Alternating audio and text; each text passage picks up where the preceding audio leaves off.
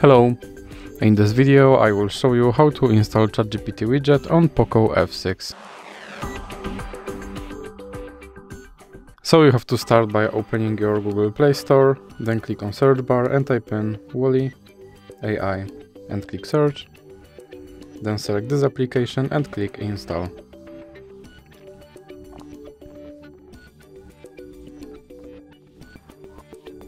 Now you can click open.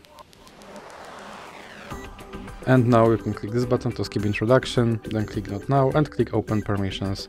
Then click on AI assistant and click here to allow this app to display over other app, then click back and click back again. Now you can click start and here is your Chat GPT widget. You can open him and you can tell him to do something.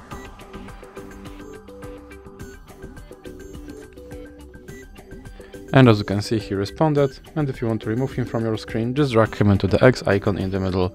So, that's it for this video. If you liked it, please remember to leave like and subscribe.